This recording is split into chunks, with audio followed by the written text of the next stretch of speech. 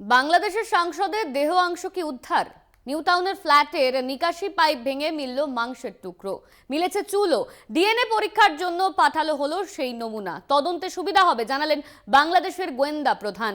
New টাউনের ফ্ল্যাটের থেকে উদ্ধার দেহাংশ উদ্ধার করা হলো মাংসের টুকরো, মিলেছে চুলও। এই নিয়ে আমরা বিস্তারিত জানবো। আমাদের সঙ্গে রয়েছেন আমাদের প্রতিনিধি রিয়া মাঝি। রিয়া, নিউ টাউনের ফ্ল্যাটের নিকাশি পাইপ ভেঙে মিলেছে মাংসের টুকরো, এই মুহূর্তে কি আপডেট রয়েছে তোমার কাছে?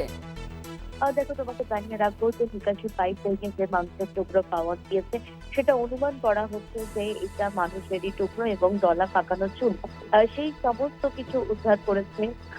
উদ্ধার করে সেগুলোকে সিএফএসএল এ পাঠানো হয়েছে ইতিমধ্যেই, এবং সিএফএসএল এর রিপোর্টের জন্য অপেক্ষা করছে তদন্তকারী আধিকারিকরা। কারণ তোমাকে জানিয়ে রাখবো, যেহেতু সেটা সিওয়েজ লাইন এবং সেখান থেকে প্রচুর নোংরার মধ্যে থেকে সেই মাংস টুকরো উদ্ধার করে চুল উদ্ধার করা হয়েছে, এবং সেগুলো যতক্ষণ না রিপোর্ট আসবে ততক্ষণ কিন্তু পুলিশ নিশ্চিত হতে পারবে না।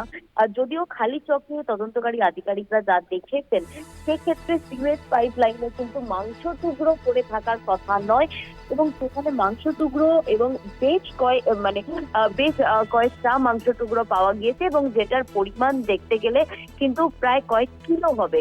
এবং সেই কারণের জন্যই মনে করা হচ্ছে যে ফ্ল্যাশ করে দেওয়া হয়েছিল, কুচি কুচি করে মাংস করে সেগুলো টুকরো টুকরো করে সেগুলো কোমোডে দিয়ে সেগুলো ফ্ল্যাশ করা হয়েছিল।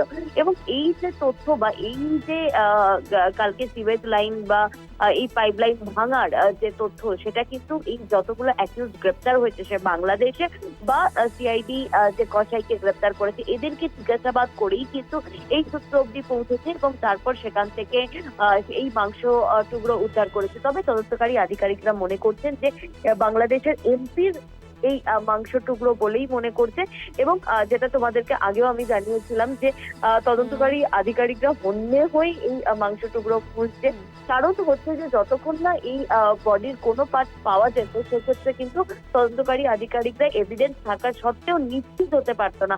কারণ এইটা হবে স্ট্রং এভিডেন্স, এবং যার সিএফএসএল করানো হচ্ছে, ফরেন্সিক রিপোর্ট আসবে, এবং তারপরেই কিন্তু সেটা ডিএনএ টেস্ট করানো হবে। এবং ডিএনএ টেস্ট করানোর পরেই কিন্তু একদম সরাসরি বোঝা যাবে যে এইটা ওই বাংলাদেশের এমপিরই মাংস টুকরো বলে বোঝা যাবে। এবং তারপরেই কিন্তু এই যে মার্ডার কেস, যেটা এতদিন ধরে বলা হচ্ছিল, যেটা ইলেকট্রনিক এভিডেন্স এবং পাশাপাশি এই যে স্টেটমেন্ট অ্যাকিউজদের সেগুলো যে রেকর্ড করানো হয়েছে, সেগুলো থেকে আরো একটি কংক্রিট এভিডেন্স হবে কিন্তু এই ডিএনএ টেস্ট। এবং সেই কারণের জন্যই হন্যে হয়ে তার মাংস টুকরো খুঁজতে ব্যস্ত ছিল, এবং পাশাপাশি আরো দেহ অংশ কোথায় ফেলা হয়েছে এই বিষয়টাও দেখা হচ্ছে, এবং পাশাপাশি তার যে ব্যবহৃত জিনিসপত্র সেগুলো একটি খালে ফেলা হয়েছিল সেটাও দেখা হচ্ছে, এবং তার দুটি মোবাইল ফোন, যেটা অত্যন্ত গুরুত্বপূর্ণ। কারণ হচ্ছে মোবাইল ফোন থেকে সূত্র পাওয়া যাবে যে এক্সাক্ট মোটিভটা কি কারণে তাকে মারা হয়েছিল, এবং সেই কারণের জন্য মোবাইলটাও কিন্তু খোঁজা হচ্ছে। একদমই ধন্যবাদ তোমায় রিয়া। আমাদের সঙ্গে ছিলেন আমাদের প্রতিনিধি রিয়া মাঝি।